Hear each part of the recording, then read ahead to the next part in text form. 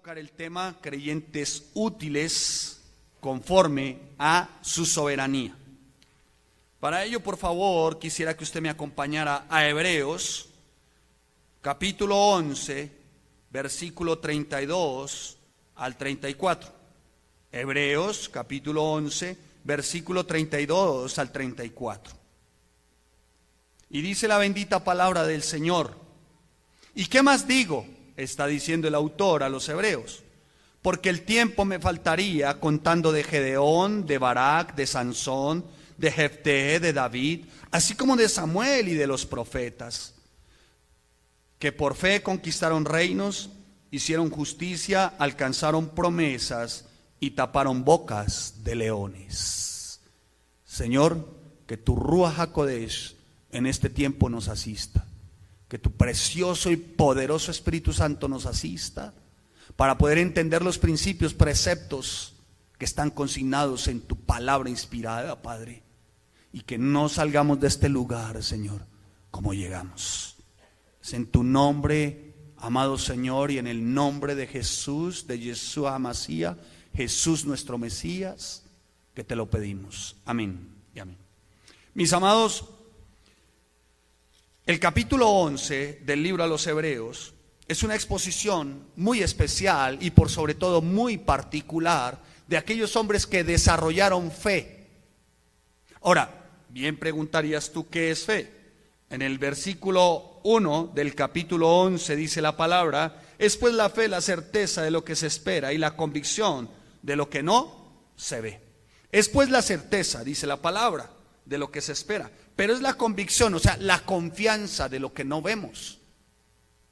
Creo firmemente que en los tiempos de aquellos hombres patriarcas, hombres de Dios, se necesitó realmente una poderosa, única y auténtica fe.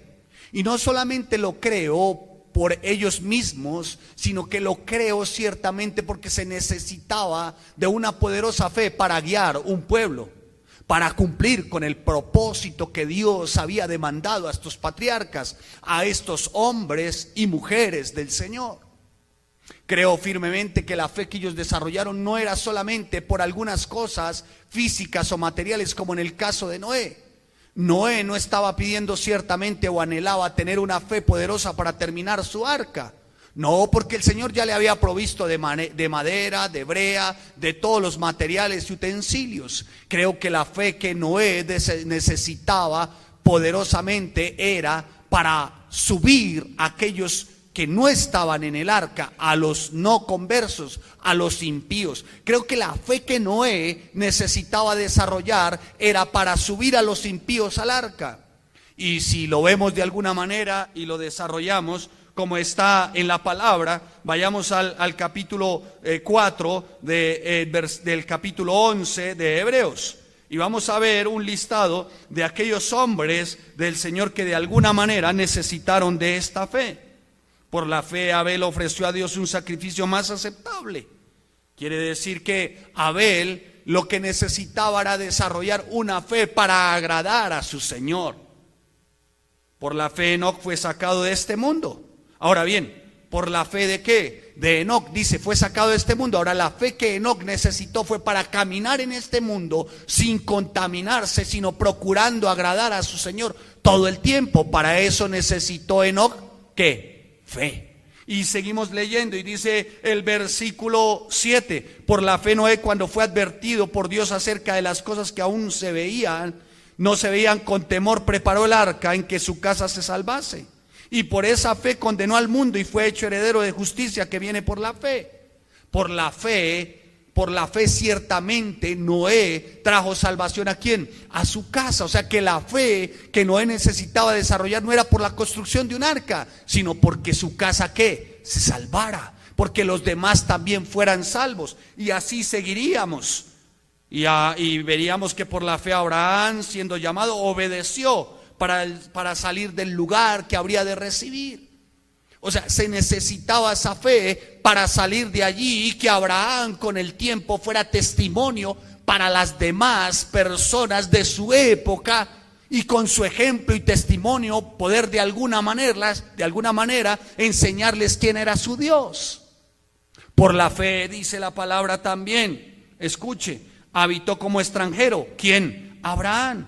Pero lo hizo ciertamente con ese ánimo de expresar quién era su Dios. Para eso se necesita ¿qué?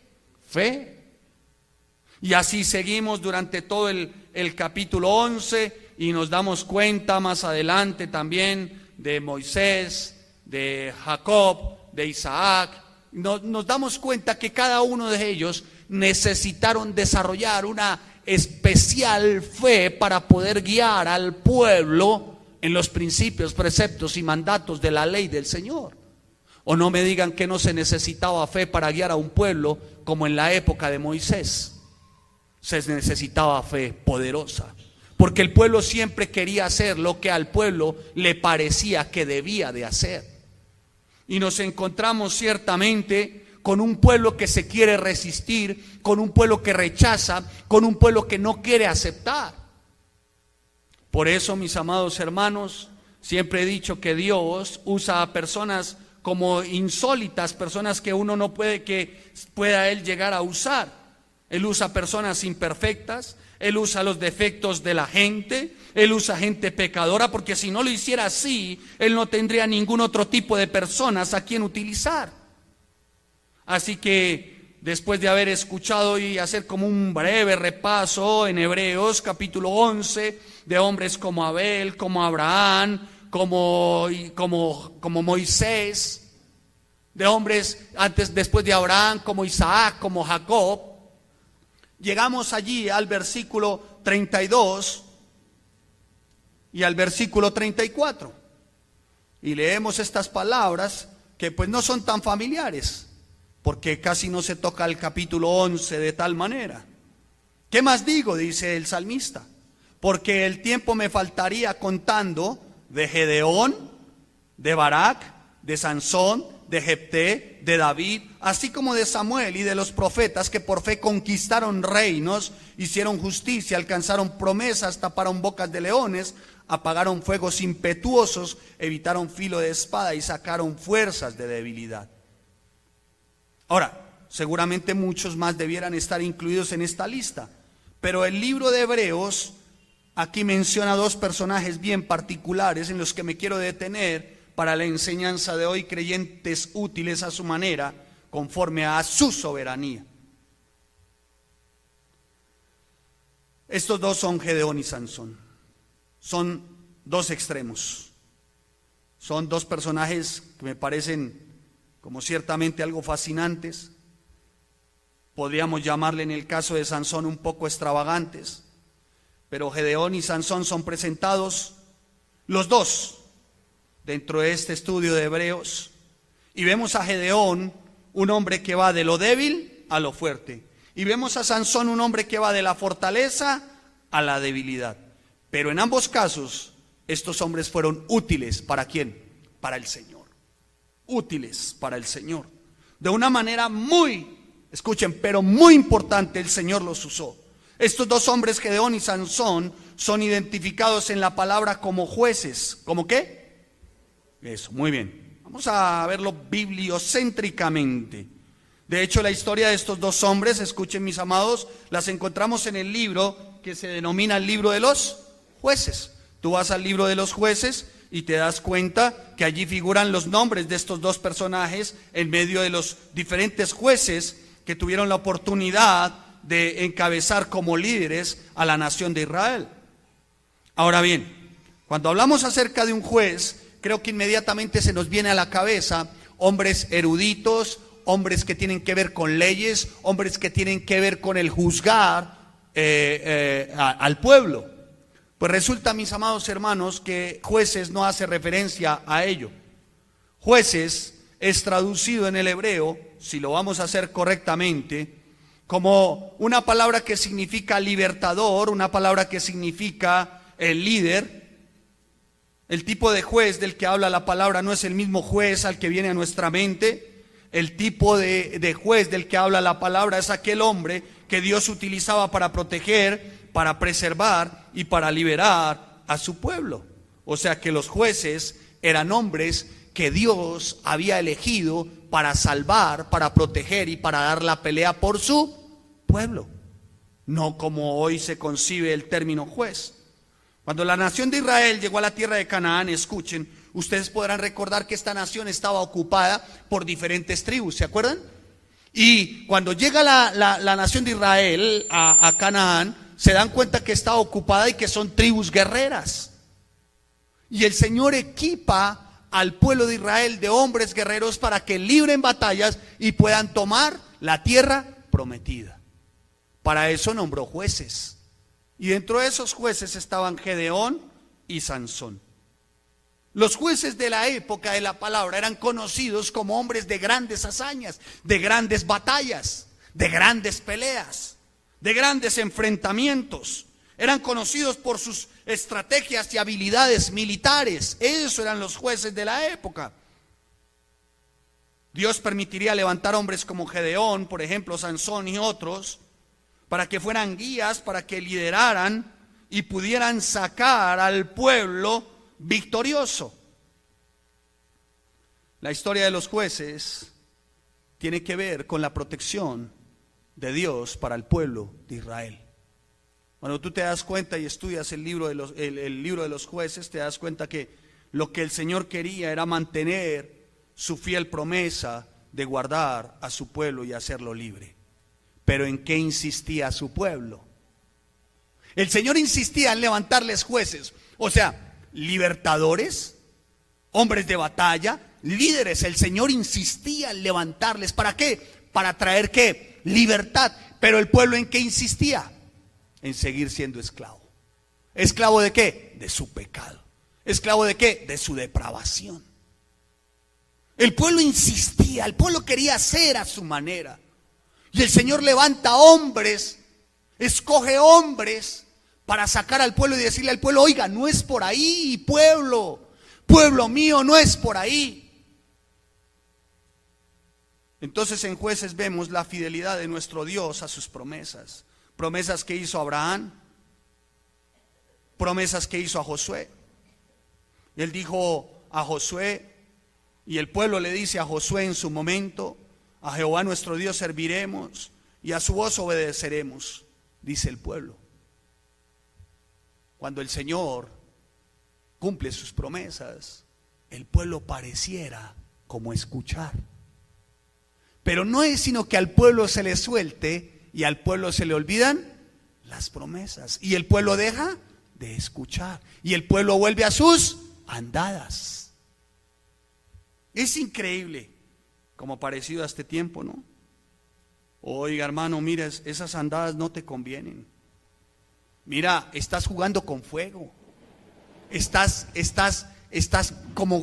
como entrando en el círculo de la tentación. Ten cuidado, porque la tentación siempre va a cumplir su propósito. Si tú no cuidas tu corazón, si tú no te portas verdaderamente, íntegramente, conforme a los principios, preceptos y mandamientos, oye, eso es fornicación, eso es adulterio, eso es avaricia, eso es codicia, oye, eso es mentir, oye, eso no agrada al Señor. Mira, las promesas de Dios son para aquellos que obedecen. Y pareciera que como que intentan obedecer en algunas áreas, pero en otras no. Y lo más tremendo es que el pueblo con todo ello quería aún que el Señor cumpliera las promesas. ¿Cuántos saben que el Señor no cumple promesas a aquellos que no le son leales y no son fieles a sus preceptos y mandamientos? Él no cumple promesas a aquellos. ¿Saben por qué? Porque Él es un Señor justo. Él no va a tener por inocente al culpable. Y fue en el mismo tiempo, en aquel tiempo, que el pueblo le decía a Josué: Josué, oye Josué, a Jehová vamos a servir, solo a Él vamos a adorar, solo a Él y por Él obedeceremos su voz. Vamos a ser un pueblo fiel, decía el pueblo en aquella época. Él nos trajo aquí, nos libertó después de pasar 40 años por el desierto. Nos ha introducido en la tierra prometida de una manera sobrenatural, de una manera tan especial que solo a Él vamos a servir. Moisés ya les había advertido. Moisés les dijo, y siempre les acordó, siempre les recordó y les decía, mire, si ustedes se portan obedientemente, cuando ustedes ven en Deuteronomio 30:15, dice la palabra, mira, yo he puesto delante de ti la vida, el bien, la muerte, el mal, porque yo te mando hoy que ames a Jehová tu Dios, que andes en sus caminos, que guardes sus mandamientos, sus estatutos, sus decretos, para que vivas y seas multiplicado y Jehová tu Dios te bendiga en la tierra a la cual entras para tomar posesión de ellas. Mas si tu corazón se apartare y no oyeres y te dejares extraviar y te inclinares a dioses ajenos y les sirvieres, yo os protesto hoy que de cierto pereceréis. ¿Sabe qué dice? Yo les protesto, yo les aseguro hoy que van a perecer. No prolongaréis vuestros días sobre la tierra a donde vais, pasando el Jordán para entrar en posesión de ella. Moisés le había advertido al pueblo que realmente era lo que debían de hacer. Solo tenían dos caminos: o le obedecían o estaban contra él. ¿Me estoy haciendo entender? Pues bien, el pueblo dice, pues siendo así, a nuestro Dios solamente obedeceremos. Y el pueblo empieza a servir al Señor.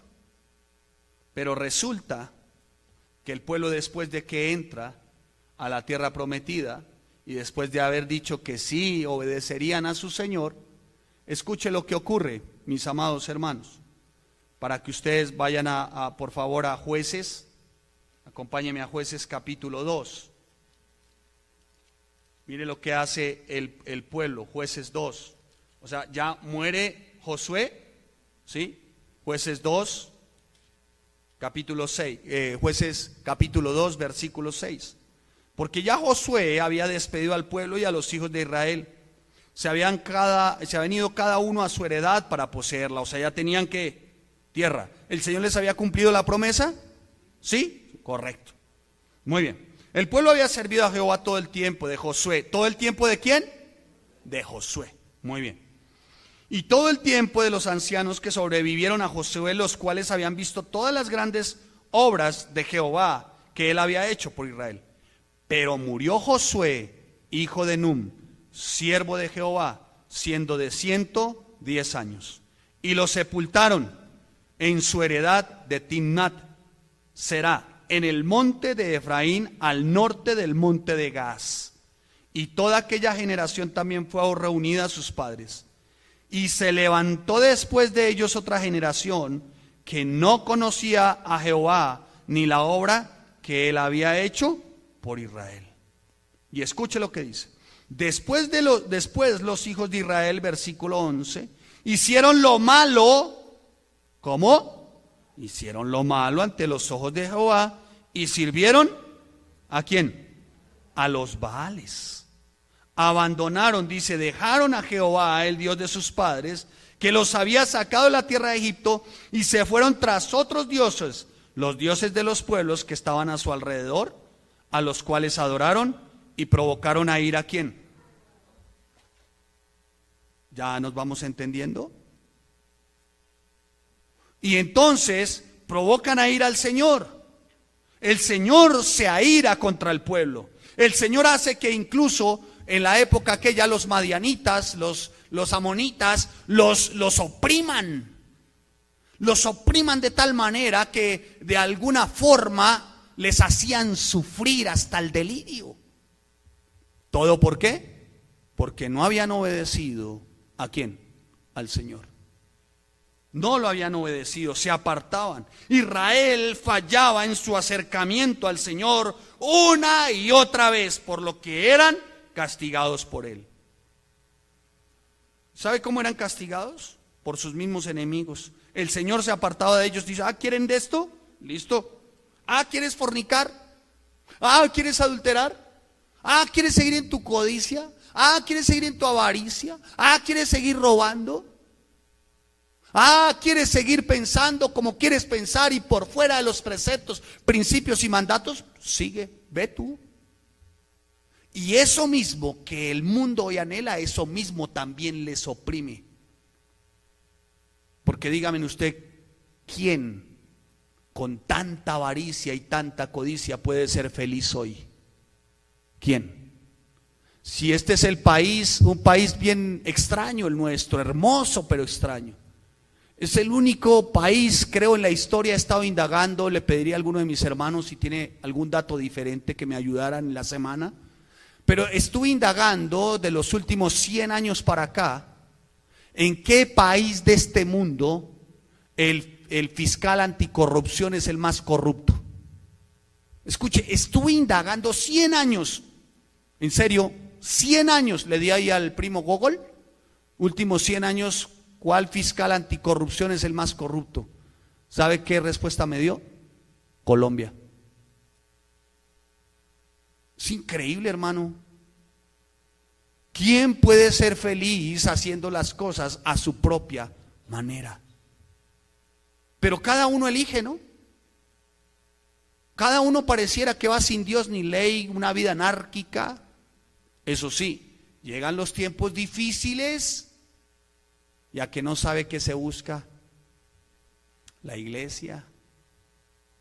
Entonces se busca la iglesia. Oye, ¿y tú por qué estás acá? Y no, pues es que la verdad estoy pasando por una situación muy difícil. Oye, o sea que si no pasaras por una situación difícil, no, pues ni vendría. Así es esto, hermano. ¿Quién podría decir, yo estoy aquí voluntariamente porque tengo para dar? Porque tengo para dar a otros, porque tengo el anhelo de dar a otros. Si no estoy hablando de dinero, estoy hablando, escuche, de una vida consagrada en santidad para otros, para servir a otros. Cada uno pensando en lo suyo propio. El pueblo de Israel pareciese que era así de generación en generación. Pero claro, en medio de esa opresión, el pueblo clamaba a Dios con desesperación y el Señor les contestaba y les proveía un juez, que es un ¿qué? Libertador. Les proveía un líder que los iba a librar de sus aflicciones, de las aflicciones que sufrían a causa de sus vecinos. Ahora bien, Él lo hacía porque el Señor, movido a misericordia, les proveía este tipo de personas. Hoy en día el Señor provee de pastores, de maestros, de hombres del Señor, para instruir, para capacitar, para enseñar. Oye, vuélvete de tus caminos. Oye, mira, ese no es el camino, vuélvete por favor. Esa no es la senda, ese no es el propósito, vuélvete. No, pareciera que quieren coger por su propio camino. Dios, nuestro Yahweh, en su tiempo proveía de estos hombres. Les proveía de los hombres, el juez los libertaba, el juez les daba independencia, los rescataba, pero llegaba el momento en que el juez moría, en que este libertador o líder moría, entonces el pueblo volvía a sus andadas. Así hay algunos. Mientras no se les pregunte, todo va bien. Oye, ¿y tú cómo vas? Divinamente. Y por ahí se les escapa el resto, ¿no? Que uno no quisiera ni escuchar nunca. Divinamente y mejorando. Y uno se da cuenta que realmente no es así, hermanos. Esto es un tema de integridad. Esto es un tema de transparencia, de santidad, de dignidad. No nos podemos llamar a engaño, hermanos. Usted podrá mentirle al juez que el Señor ha puesto en este tiempo. O sea, usted podrá mentirle al pastor, al líder o a la persona que le está enseñando en este tiempo. Pero escuche, de Dios, de Yahweh, nadie se burla. No se las dé de listo, hermano. Porque el pueblo parecía que se las daba de listo. ¡Ay, se murió el juez! O sea, mientras no lo estuvieran viendo, mientras los veían, se portaban de lo lindo. Pero se moría el juez y volvían ¿a qué? A sus andadas. Otra vez a sus andadas. Dejaban de servir, dejaban y abandonaban a Yahweh, al Yahweh de sus padres, y se inclinaban ante otros dioses. Volvían a sus prácticas o sus formas de ofender al Señor. Y volvía otra vez la ira del Señor y se encendía en contra de ellos, y otra vez el ciclo volvía a comenzar. Y durante 4 siglos encontramos a 14 jueces. 4 siglos, 400 años, hermano. Durante 400 años el Señor puso 14 jueces. 400 años en el que estos hombres tuvieron que desarrollar fe para que este pueblo se arrepintiera. 400 años en los que cada hombre y cada mujer que el Señor puso necesitaron de fe, necesitaron absolutamente, escuche, absolutamente la ayuda y la dependencia del Señor para libertar un pueblo rebelde, obstinado, contumaz, negligente, apático y pusilánime. 400 años, hermano. ¿Cuántos hay en iglesias? 10, 15, 25, 30, 40 años, hermano. Y aún la palabra como que no estorba sus corazones. Por eso aquí cuando hablo, oye, ¿cuánto llevas con nosotros? No, pastor, 5 años, 6 años. ¿Cuánto estudiando? 4 años. Mire, hermano, aquí el que ha estudiado Timoteo, Romanos, Judas, Daniel y Apocalipsis no tiene excusa para no ser íntegro. Y les digo con todo el amor y el cariño, eso se los estoy diciendo a los que han estudiado eso con nosotros, amén. Amén. Y les digo con todo el cariño y con todo el amor. Y si pasado el tiempo no dan fruto, hermano, con el amor y la ternura en el Señor tendré que decirle, búscate otra iglesia. Porque aquí no estamos jugando, hermano, a ser meros lectores y oidores. Se tiene que notar en tu casa, en tu vida personal y particular. Génesis, Timoteo, Romanos, Judas, Daniel y los 22 capítulos de Apocalipsis. Se te tiene que notar, hermano. Si no, tendré que pasar, no por la pena, no sentiré pena, porque tendré que pasar por el momento de decirle, hermano, te voy a pedir un favor, apártate, por favor, porque te estás burlando, primero de la palabra, estás pisoteando el nombre de Cristo y me tienes a mí como tu payaso de turno. Me tienes a mí como tu títere, como tu mimo de turno. Y yo no soy eso. Como no lo fueron los 14 jueces. No eran payasos. Ni los profetas fueron payasos. Los profetas hablaron y fueron claros. Pero se te tiene que notar en tu vida, hermanos. En cada uno de nosotros se tiene que notar algo. Pero que me digas que perseveras deliberadamente en el pecado, no, hermano.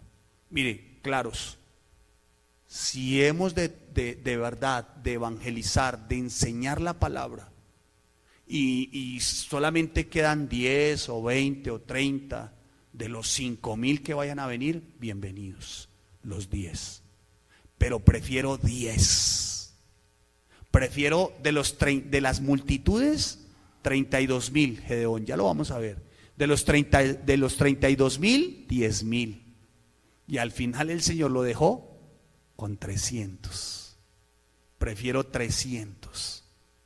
300, hermano. Que sepan arrodillarse y beber agua del pozo. Y no 10,000 cabras, hermano.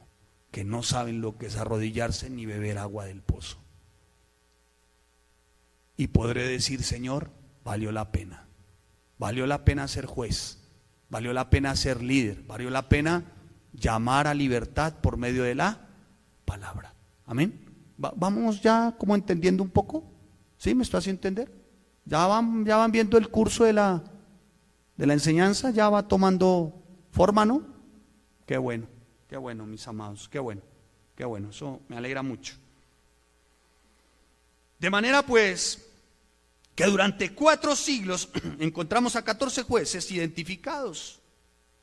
Ellos aparecen en diferentes tiempos, pero siempre con un mismo propósito: libertar al pueblo, llamar al pueblo a su Señor. Amén. Ahora, ellos no son puestos por hombres. No se votó por ellos, no se hizo un plebiscito, no se hizo un referendo para que fueran jueces. No, llegaron a esta posición porque el Señor les llamó. No hubo ningún tipo de selección humana para que ellos llegaran a su puesto. No estaban limitados a ningún periodo de tiempo.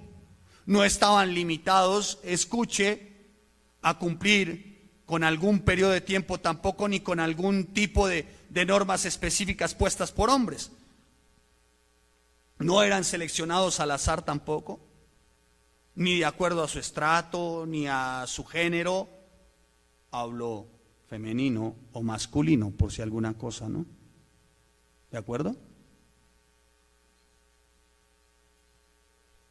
No, sencillamente quien los levantó fue el Señor, quien los colocó en el lugar que Él quiso, en el lugar que a Él le pareció, en el momento que Él le pareció. Él los envió. ¿Quién? Yahweh. Ahora bien, dentro de todos estos nombres, volvamos a el capítulo 11, versículo 32, ¿sí?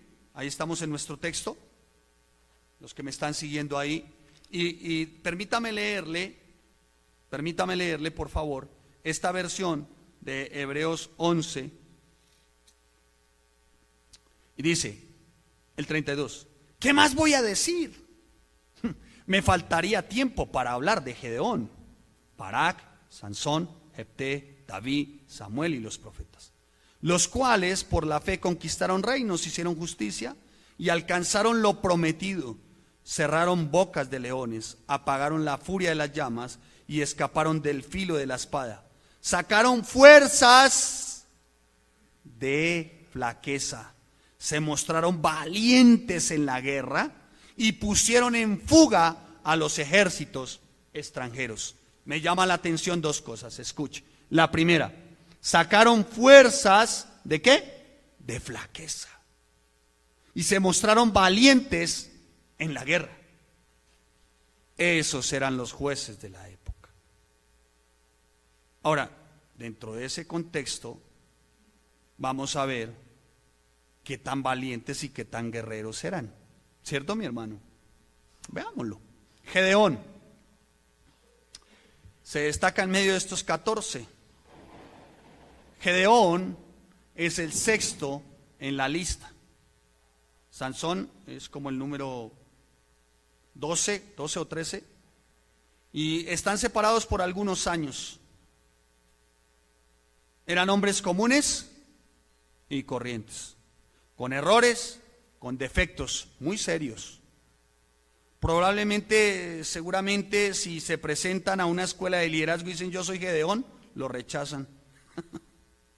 Probablemente si se presenta Sansón y dice yo soy Sansón, quiero ser el líder, lo rechazan. Si acude a una de estas, ¿cómo se llama? Empresas buscatalentos. Se buscan talentos, se buscan líderes en potencia, que sepan vivir trabajo bajo presión. Entre otras, me llamó la atención de una hoja de vida de un hombre que viene en alguna oportunidad aquí en la iglesia. Pastor, estoy como buscando empleo. Le dije, bueno, mi hermano, qué bueno. Dijo, pastor, ¿usted no sabe de algo? Le dije, pues no, hermano, yo, la verdad no. Dijo, pues yo le voy a enviar la hoja de vida por si al caso. Y bueno, me la envió. Y un día, sí, lloviendo, y no volvió la persona. Y un día, no solamente estaba lloviendo, sino que también lloviendo, su hoja de vida, bien simpático, me pareció simpático. Capacidad para desarrollar trabajo bajo presión. Líder. Influenciador en cada una de las áreas donde me tengan, escucha, donde me tengan que ubicar. Tiempo completo. Aún el que la empresa a bien tenga y determine. Esforzado, cumplidor de misiones. este es Sansón, pensé yo, este es Sansón. Ya van a entender por qué. Y escuche, no volvió a la iglesia porque le pedimos que pagara el libro de cómo tener una relación genuina con el Señor. Porque le quedaba lejos la iglesia. Que no soportaba que se le pidieran las tareas que se colocan en un estudio. Y que cómo así que los domingos ahora desde las 9 y hasta las 12.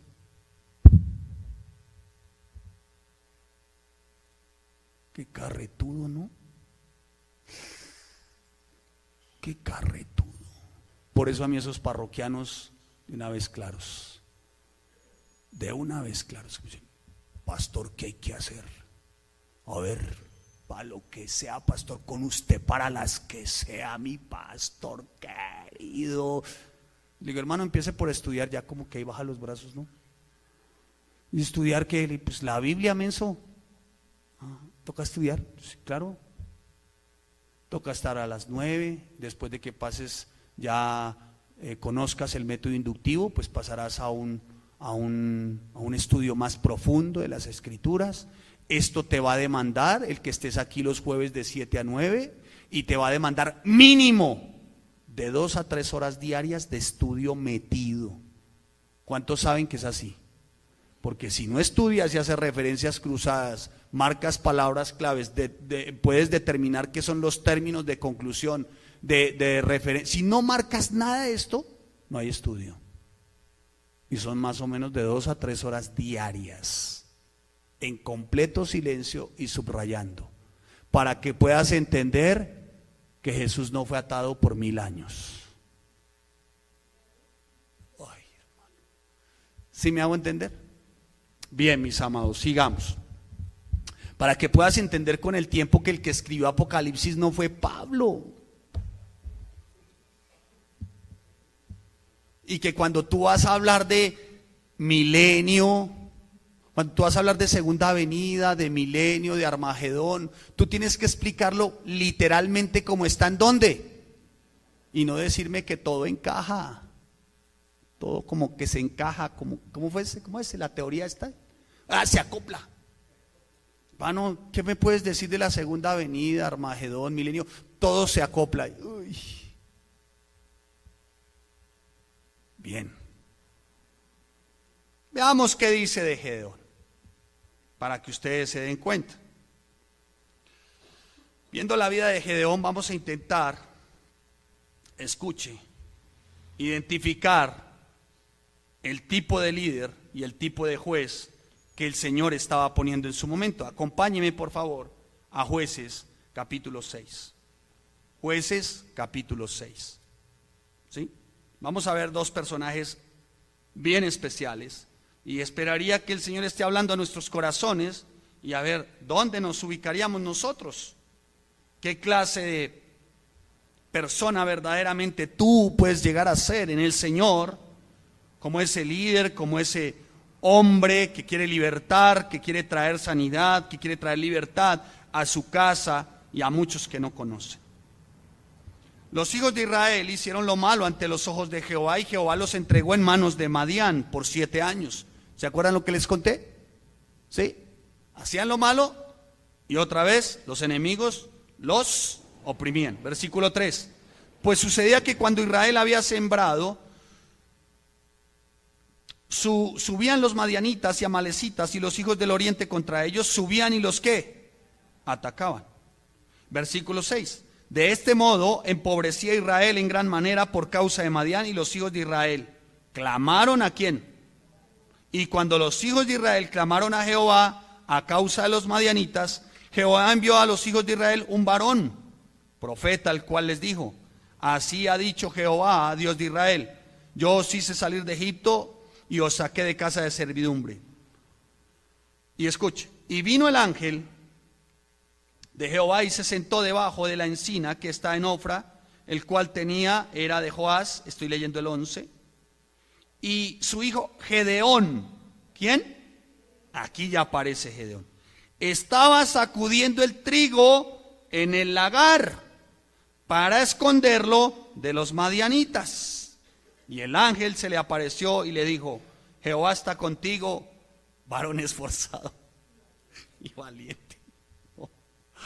Yo cuando estaba leyendo esto dije: Señor, esto es una burla, mi rey, tú eres sarcástico. Yo no conocía ese atributo tuyo, Señor. Escuche, ¿sabe cómo le dice? Mi rey me impacta, mi rey. Yo digo: Señor, tú eres no sé, tú tienes aquí creo que aquí también se inventó el humor. Aquí el Señor también inventó el humor. Él también lo hace a uno reír.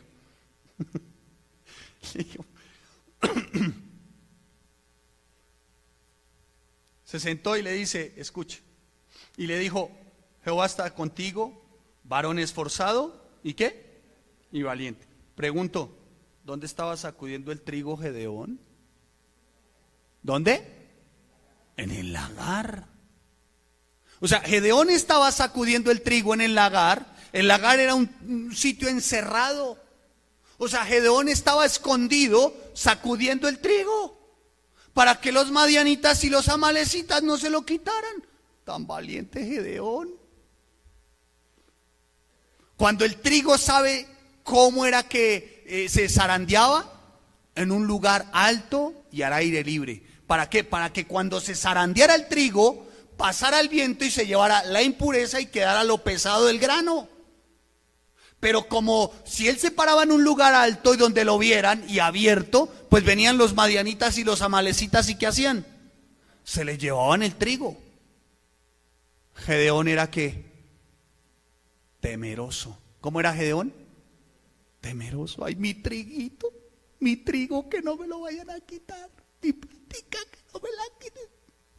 Que no me quiten mi platica. Que no me quiten mi triguito. Entonces era escondido.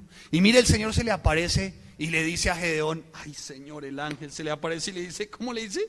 Varón esforzado y ¿qué? Ay, mi Señor, no seas sarcástico.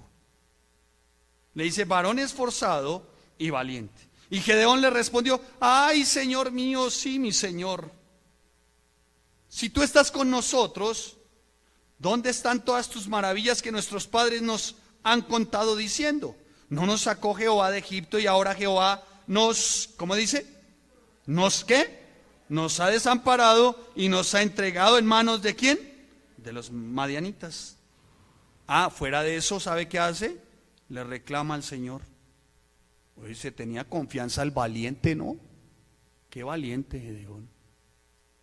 Pero el ángel no se detiene allí, sino que sigue. ¿Cuántos saben que cuando el Señor tiene un propósito, no escucha tu queja? Olvídese. Cuando el Señor tiene un propósito para tu vida, tus quejas no se escuchan. No se escuchan, sino que sencillamente el Señor le dice: escuche. Mire lo que le dice el Señor. Mirándole el Señor le dijo, el ángel, mirándole Jehová, Yahweh: ve con esta tu fuerza y salvarás a Israel de la mano de los madianitas. ¿No te envío yo? Entonces le respondió, ¿quién? Gedeón. ¿Se acuerdan? El fuerte y valiente que sacudía el trigo escondido. ¿Sí? ¿Sí se acuerdan? ¿Cómo le dice? Le respondió: yo te ruego que si he sido hallado gracia, entonces le respondió: Señor mío, ¿con qué salvaré yo a Israel? Versículo 5. He aquí que mi familia es pobre en Manasés, y yo el menor de la casa de mi padre. Jehová le dijo: ciertamente yo estaré contigo y derrotarás a los madianitas como a un solo hombre. Y él le respondió: te ruego que si he hallado gracia delante de ti, me des señal de que tú has hablado conmigo. Y de ahí en adelante, ustedes ya lo saben, Gedeón empieza a pedirle una serie de señales al Señor.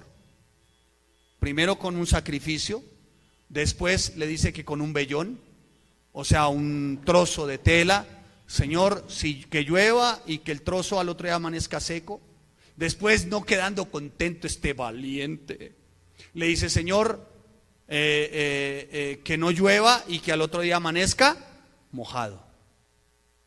Qué confianza la que tenía Gedeón, ¿no? Qué valiente que era Gedeón. Definitivamente ahí Gedeón muestra todo su temor en vivo y en directo.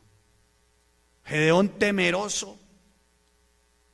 Gedeón era tan temeroso que incluso ese temor lo lleva a desafiar al mismo Señor. Y él mismo dice: Señor mío, ¿con qué salvaré yo a Israel? Débil se mostraba Gedeón. Y ya ustedes más adelante, estudiando un poco y desarrollando más este texto, se darán cuenta que su fe es tan débil, él es tan cobarde, es tan temeroso, mas sin embargo, ¿sabe a qué accede Gedeón? A cumplir con el propósito que el Señor le mandó que hiciera. A pesar y de su temor, a pesar y de su cobardía. Ahora, ¿qué de noble tiene de dudar? Nada. Y es ahí donde se ve la misericordia del Señor. Gedeón dudó, mas sin embargo el Señor le dice: yo estoy contigo. ¿No me crees? Yo estoy contigo. Señor, es que yo me siento solita.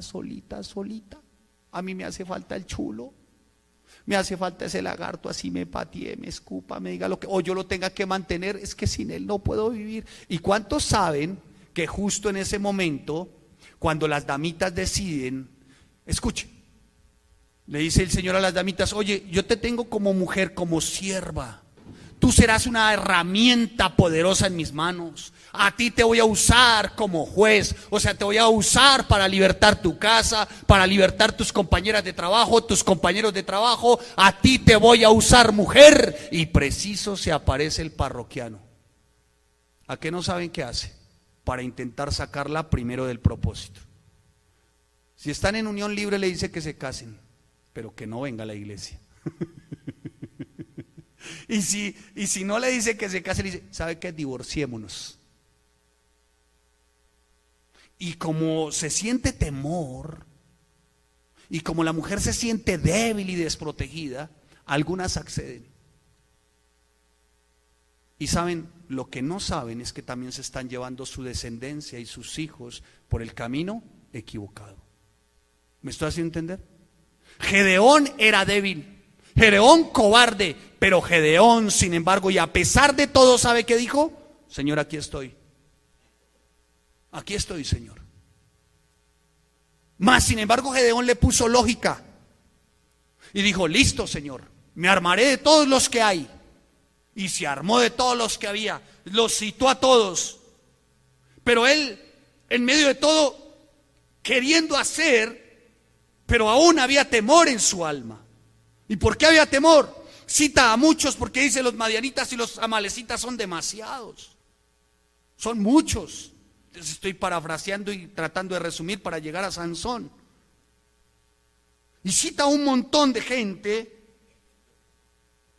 porque él cree que es a su manera, él cree que es con su estrategia, él cree que es como él quiere.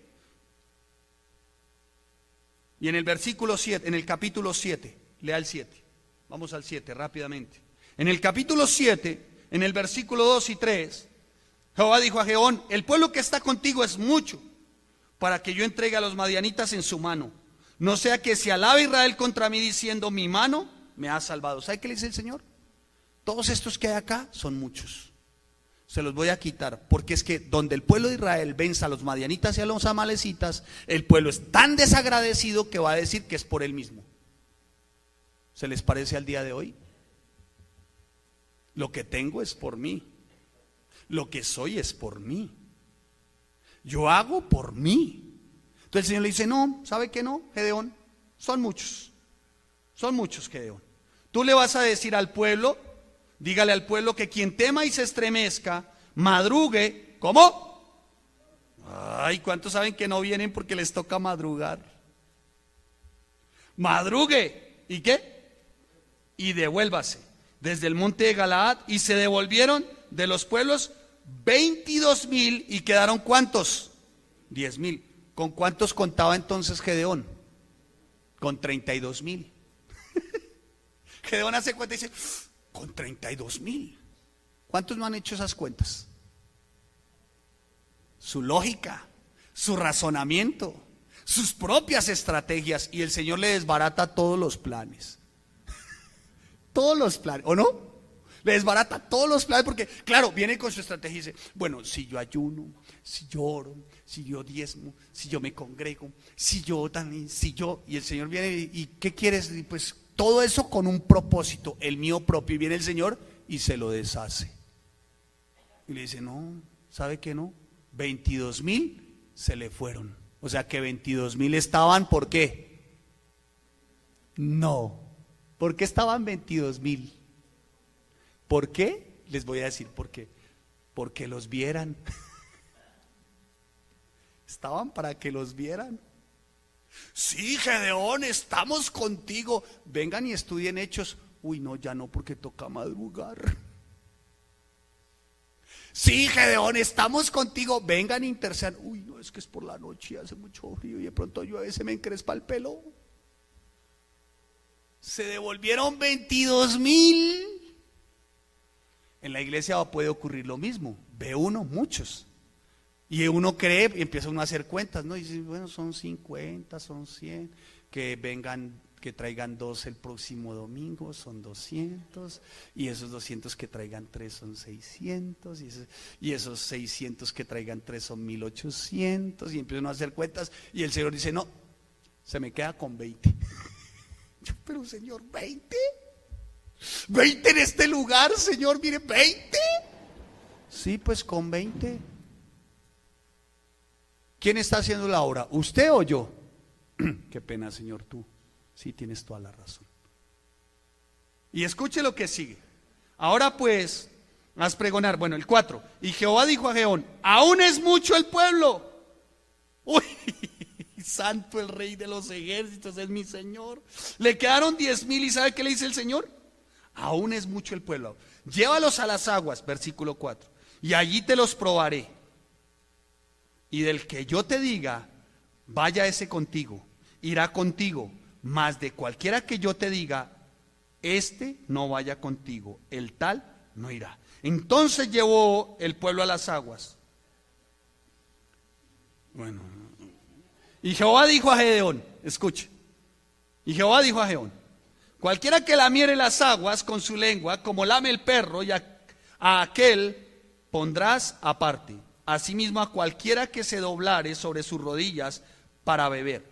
Y fue el número de los que lamieron llevando el agua con la mano a su boca, 300 hombres, y todo el resto del pueblo se dobló sobre sus rodillas para beber agua. Entonces Jehová dijo a Gedeón, con estos 300 hombres que lamieron, ¿qué hicieron? El agua, os salvaré y entregaré a los madianitas en tus manos, y váyase toda la demás gente, cada uno a su lugar. ¿Qué se necesita para lamer? ¿Cómo se podría lamer? A ver. ¿Cómo? Hubo unos que eran de rodillas y otros tenían que ¿qué? Lamer, ¿no? Tenían que lamer, unos de rodillas. Los que se pongan de rodillas van, no van. Los que se postren y laman, ¿van? Sí van. Escuche. Entonces, voy a hacerles la ilustración. Me quedará Sansón, será para el otro domingo, Sansón. Mire, los que se postrasen, tenían que beber así, mira. ¿Ya? ¿Sabe qué significa esto? Postrado de esta manera, 2 cosas. La primera, humildes y sencillos, ¿sí? Y la segunda, confiados. ¿Cómo? Confiados. ¿Por qué les digo que confiados? Porque cuando un hombre del ejército va a tomar agüita del río, ¿hará esto? No. No suelta su arma, no suelta su fusil, porque él confía en su arma y en su fusil. No se puede descuidar. Mas sin embargo, una muestra de confianza era que estos hombres, lo único que llegaron a hacer fue tomar el agua de esta manera. Eso representaba confianza, pura confianza. O sea, no miraban para ningún lado, sencillamente, mientras que los que estaban de rodillas estaban así y tenían que, ¿ya? ¿Había confianza? No. Los otros dijeron, vamos. ¿Cuántos? Ay. ¿Cuántos que confían en los preceptos, principios de su Señor? Poquititos, ¿cierto? Porque el resto quería era que ¿qué? Que los vieran, como cuando ocurre a la práctica nuestra. ¿Cuántos leen los devocionales? Muy bien. 4 leen los devocionales, 30 los responden. ¿Cómo la ve?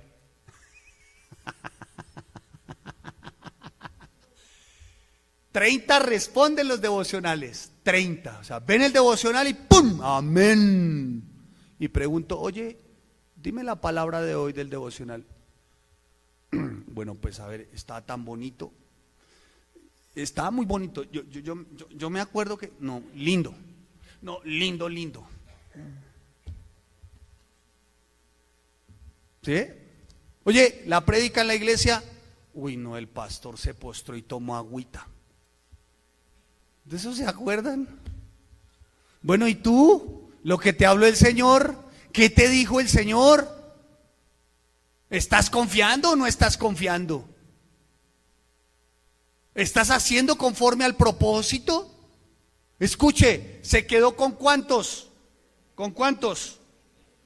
Del pueblo se dobló sus rodillas para ver las aguas. Entonces Jehová dijo a Gedeón, con estos 300 hombres que lamieron el agua os salvaré y entregaré a los madianitas en tus manos, y váyase toda la demás gente cada uno a su lugar.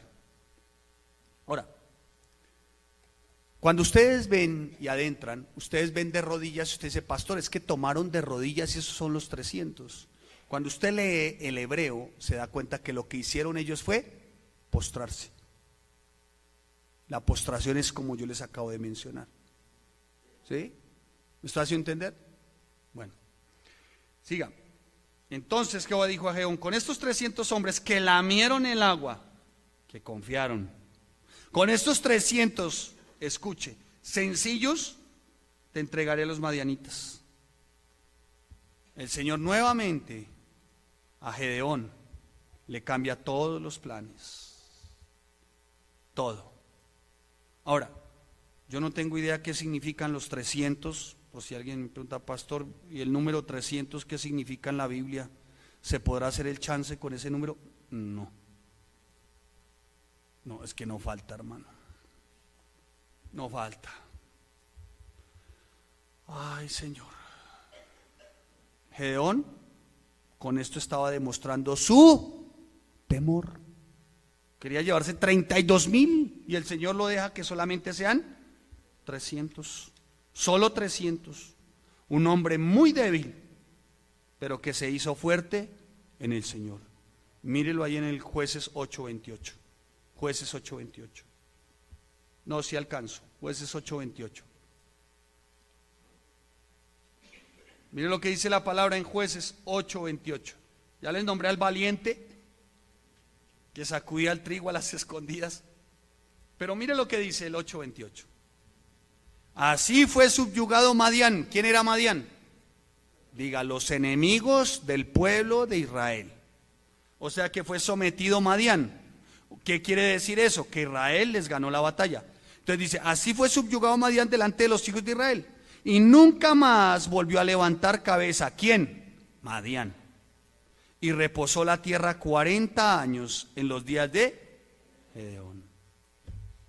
Un hombre débil, cobarde, temeroso, pero que confió conforme a los propósitos de su Señor.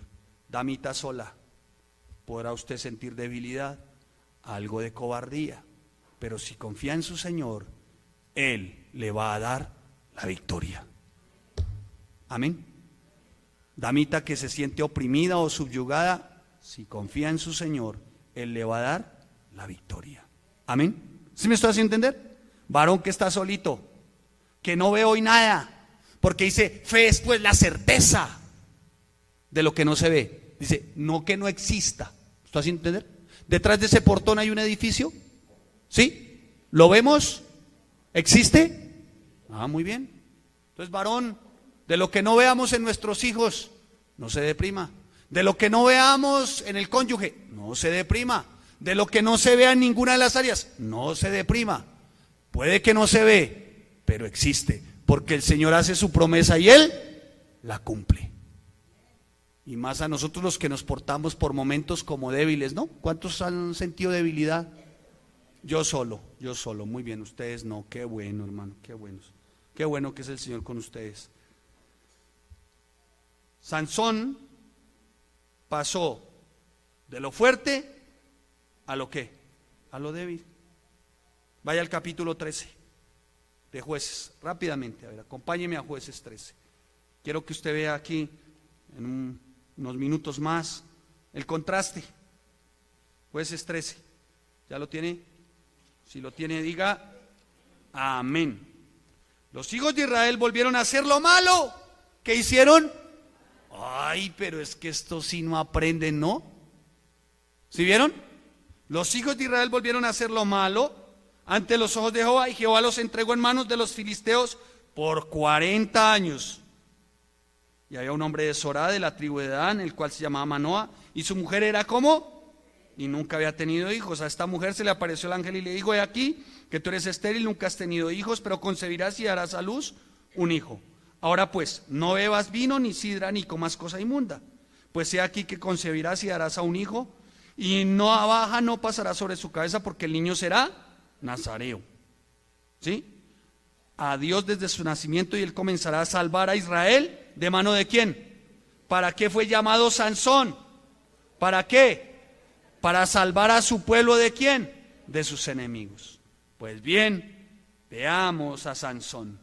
Sansón, lo contrario de Gedeón, temerario, imprudente, indomable. Gedeón se vio a sí mismo como inadecuado, mientras que Sansón se vio a sí mismo como invencible, como el gran guerrero. O sea, como uno de estos personajes de ahora, estos, ¿cómo se llama? Superhéroes de ahora. Invencible, guerrero, un personaje como los de ahora, como el zorro, el llanero solitario, una cosa así. Se cree.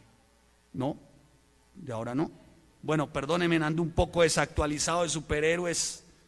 Ando un poco, pero si alguien quiere acercarse y actualizarme de superhéroes, por favor lo espero y entenderé en qué se le va su tiempo. Muy bien, sigamos.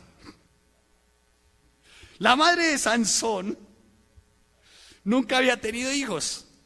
Ella era estéril antes de la visita del Señor. Durante su embarazo, dice la palabra, no debería de beber vino, no comería nada que ceremonialmente fuese impuro. Ella debería estar separada tanto del vino como de la comida que impura. La palabra nazareo viene de una palabra hebrea que significa separar. ¿Qué significa? Separar. ¿Tu hijo es nazareo? ¿Tu hijo es nazareo? Bien, o sea, que tu hijo está ¿qué? Separado.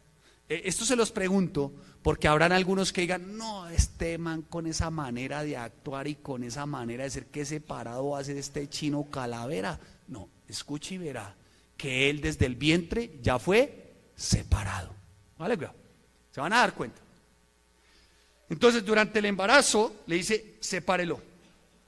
Quiere decir que Sansón desde su nacimiento tenía que ser instruido por sus padres para que viviera una vida conforme a la manera de ¿quién? De los preceptos del Señor. Sin embargo, durante su vida, ¿qué hizo Sansón? Violó estas tres cosas. ¿Qué hizo Sansón? Permitió que su cabeza fuera rasurada. ¿Sí o no? Esto quiere decir que no mantuvo su convicción, su voto. Fue un hombre que se dejaba llevar por los deseos de la carne, con pasiones ilícitas, desenfrenadas, deseaba las mujeres paganas en particular. O sea, tú decir, ¿quién es nazareo aquí? Ninguno. ¡Ay!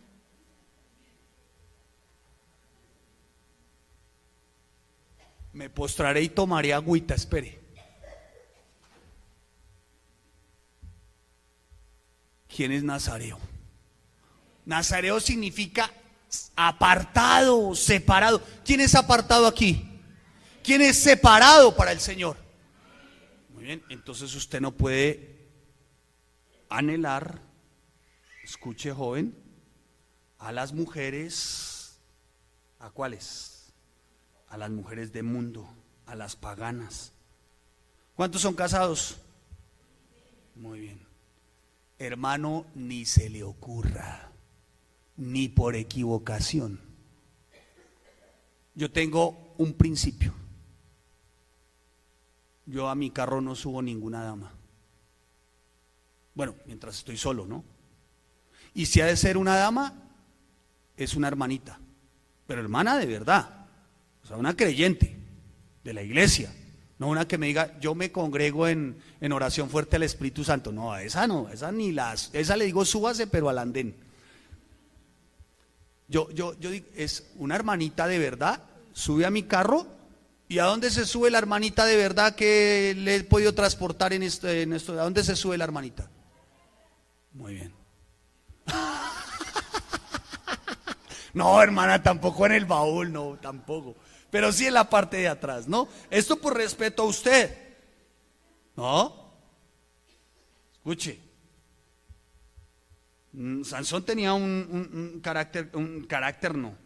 Tenía un temperamento como testarudo, era de un deseo irracional, era temperamental, violento.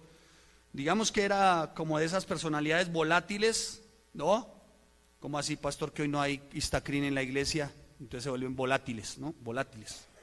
Se les vuela la chispa. Y todo eso combinado con una vida de tragedia, porque se encaprichó con mujeres paganas. Insistió en casarse con una mujer filistea. Por eso, mujeres, damitas, ¿para qué se va a casar con un no creyente? Bueno, la que ya está casada con el no creyente, la palabra dice que la mujer creyente santifica al marido. Pero si usted no se ha casado, ¿para qué busca un lagarto no creyente? ¿Para qué busca un chulo de estos? Hermana, ore, ayune. ¿Para qué busca un no creyente que le va a hacer su vida imposible? Que al final, ¿sabe qué va a hacer? Como Dalila le va a cortar el cabello, como hizo con Sansón, ¿se acuerdan? ¿Y sabe qué representa eso? Le va a quitar su fuerza en el Señor. Porque le va a estar diciendo que qué hace en esa iglesia, que para qué en esa iglesia, que por qué en esa iglesia. Le va a quitar su qué, su fuerza. Porque insiste en casarse con un impío. ¿Por qué? ¿Por qué insiste casarse con uno que aborrece lo que usted ama? Ahora, si se casa con él, entenderé que usted lo amaba más a él que a Jesús. Entonces después, cuando venga la prueba, no te quejes. ¿De acuerdo? Este hombre insistía en casarse con una mujer y a sus padres les dijo, oiga, ¿por qué me hacen esto? Yo me quiero casar con ella, pero ustedes son envidiosos, ustedes también fueron jóvenes, ustedes también disfrutaron de la vida. Mensos, no. Ahora, ¿quiere? Hágalo. Y después vinieron ¿qué? Las consecuencias. Aparte de eso, le dijo que no debería de tocar nada inmundo. Sansón mata a un león, rápido, mata a un león, vuelve a los días creyendo que el león ya se había deshecho, pero encuentra que en las cavidades del león había un panal y había miel. ¿Y qué hace Sansón? Toma del cadáver, toma la miel, se la va comiendo e incluso le da a sus padres. Hijos, a mí no intenten darme de eso. ¿Claros? No intenten darme de eso. Ni lo intente. Los papás de Sansón no lo entendieron. Parece que comieron. Yo no. Mi esposa y yo impurezas no, hijos. Si los hijos se quieren abarrotar, abarrótense. Pero a nosotros nos den de comer de eso. Porque la tenemos clara. Somos nazareos, somos apartados para el Señor. Y aparte de eso, quebranta el otro, bebe vino, se emborracha, bebe vino. ¿Sabe qué significa beber? Ahorita alguien dirá, ay, menos mal que yo no soy como Sansón, yo vino no. Cerveza, ¿cómo es que llaman? ¿Cuál? Cerveza esta cerveza. ¿Cuál? Ah, like, Lupito, se la sabe. No, pero de ti sí no se te nota, es ni. Deje que diga otro, Lupito. ¿Cómo se llama esta cerveza esta que hay por ahí? Ay, ay, ay, qué inocente la iglesia, viejo, sí. Sí, claro, no, yo vino no, pero yo cerveza.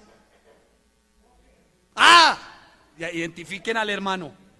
Identifiquen al hermano. Escuche, quebranta otro de los preceptos. ¿Y sabe qué? Puede que algunos no consuman ningún tipo de licor acá, pero ¿sabe a qué hace semejanza al vino en ese momento cuando se le prohíbe? Oye, no te dejes embriagar por tus propias emociones. No seas emocional. ¿Cuántos emocionales hay en la iglesia? ¡Ay, eso que saltan! ¡Ay! Y alabaré, ya cantan, ¿no? Alabaré a mi Señor. Menos mal que ninguno. Pero escuche, vienen y cantan y saltan y se portan en su casa como quieran. Mire, aquí teníamos una persona que me acordé. Entonces sonaba la banda y cantaba, ¿no? Y cantábamos y todo. Pero el parroquiano pensó que estaba en la taberna Don Lucho. Pensó que estaba en el bar Pikachu. Y el hombre no adoraba ni alababa, sino que era que se la bailaba el hombre. Parecía un trompito. O sea, todavía no había dejado su emocionalidad. Una cosa es alabar y adorar y otra cosa es ser emocional. Amén. No le digo que no aplauda, no le digo que no dance, hágalo, tenga la libertad, es para su Señor, pero no se embriague con emociones. ¿Sabe por qué le digo esto? Porque esos que mantienen embriagándose con emociones son los que caen presa de los falsos profetas, los falsos maestros y los falsos apóstoles. Esos pícaros y ladrones son los que los cautivan con milagros, maravillas y prodigios, y cuando no se cumplen esas maravillas, milagros y prodigios, se deshacen de ellos. Y el hermano dijo amén, o sea que así es, ¿cierto, hermano? Para que se den cuenta, mis amados. Pues a este hombre, con esa fuerza sobrehumana, tenía una debilidad súper pecadora. Sobrehumano, pero súper pecador. Con una vida de atracción a todo lo horrendo, a todo lo asqueroso. Manipulaba una y otra vez. Y así como manipuló fue que manipulado. Dalila lo convence.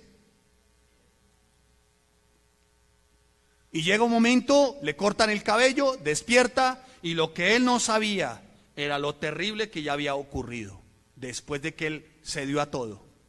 Y le pasan la navaja. Sansón, los filisteos sobre ti. Ay, lo que él no sabía fue lo aterrador y lo terrible de ese momento. El Señor ya se había apartado de él. Lo hacen prisionero, lo toman como juguete de circo. Le sacan los ojos, se burlan de él. Mis amados, que el Señor guarde nuestro corazón de creernos súper hombres, súper mujeres. De esas mujeres que se creen la mujer maravilla y como está de moda, ¿no?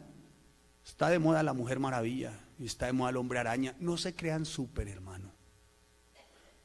Permitan y dobleguen su voluntad para ser conforme al propósito del Señor. Amén.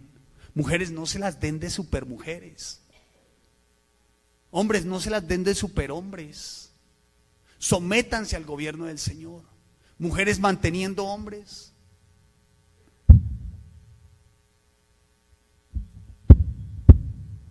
Este es mi muro de los lamentos para los que me escuchan allá. Dándosela de supermujeres. Yo conozco mujeres maravillas y los manes valen lo que vale una cáscara de plátano. ¿Y saben por qué? Dos razones. Él no quiere asumir la responsabilidad, pero ella tampoco quiere asumir su rol. Eso no es orden, hermanos. No esperen que el Señor esté ahí siempre. Dejen que cada uno asuma su rol. Y háganlo con sencillez y nobleza y verán y experimentarán lo de Gedeón. Sean humildes y sencillos y el Señor los va a respaldar. Y no pasarán ustedes por la burla ni por el escarnio como pasó Sansón. Fue escarnecido, fue abusado, porque ¿cuántos saben que abusaron de Sansón? Lo pusieron alrededor de una piedra de molino para que con lo que le quedaba de fuerza. Pero de alguna manera más adelante vemos como Sansón, aún y con toda su depravación y testarudez, un día le dice: Señor, por favor, te ruego, Señor, devuélveme la fuerza. Sansón se crea superhumano, pero le dice: ¿sabes qué, Señor? Ya no voy a confiar más en mis fuerzas. He pecado. Contra ti, solo contra ti he pecado. Yo creo que yo quisiera, si hay una de las personas que me gustaría en la eternidad hablar con él, sería con Sansón. Sería: oye, Sansón, ven acá, hablemos de Sansón a Sansón. Sí, porque yo me creía un Sansón, ¿cuántos saben? Y tuvieron que llamarme a cuenta, sacarme los ojos, que se burlaran, humillarme, postrarme, para entender que uno debe de hacer es conforme al propósito de él y no conforme a su fuerza. Mi hermano, ¿quién eres tú hoy? ¿Gedeón o Sansón? Si eres como Gedeón, se te vale el que te sientas débil y por momento cobarde. Él va a hacer de tu debilidad fuerza. Pero si te crees Sansón, de igual manera, él te va a tratar hasta llevarte a lo más débil. Al final, si te arrepientes y pides misericordia, él volverá a su fuerza y cumplirá el propósito.